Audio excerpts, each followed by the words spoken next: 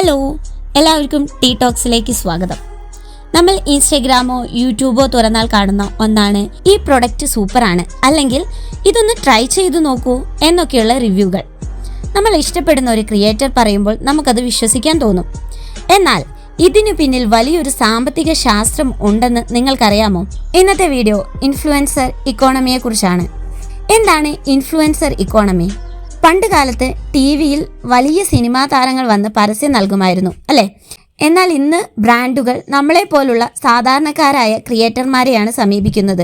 എന്തുകൊണ്ടാണ്? സിനിമാ താരങ്ങളെക്കാൾ കൂടുതൽ നമുക്ക് വിശ്വാസം നമ്മൾ ദിവസവും കാണുന്ന ക്രിയേറ്റർമാരെയാണ്. ഇതിനെയാണ് ട്രസ്റ്റ് മാർക്കറ്റിംഗ് എന്ന് വിളിക്കുന്നത്.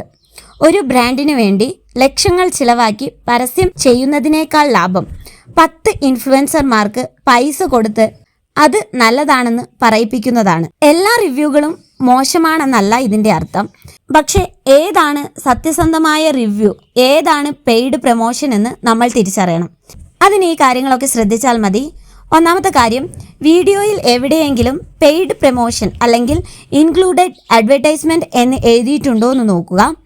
രണ്ടാമത്തെ കാര്യം, ആ പ്രൊഡക്റ്റിൻ്റെ ഗുണങ്ങൾ മാത്രം പറയുകയും ദോഷം ഒട്ടും പറയാതിരിക്കുകയും ചെയ്യുന്നുണ്ടോ എന്ന് നോക്കുക. അടുത്തൊരു കാര്യമാണ്, ആ വീഡിയോയുടെ ഡിസ്ക്രിപ്ഷനിൽ ഒരു സ്പെഷ്യൽ ലിങ്കോ കൂപ്പൺ കോഡോ നൽകിയിട്ടുണ്ടോ എന്ന് നോക്കുക. എങ്കിൽ അത് മിക്കവാറും ഒരു പ്രൊമോഷൻ ആയിരിക്കും. മറ്റൊരു രീതിയാണ് അഫിലിയേറ്റ് മാർക്കറ്റിംഗ്.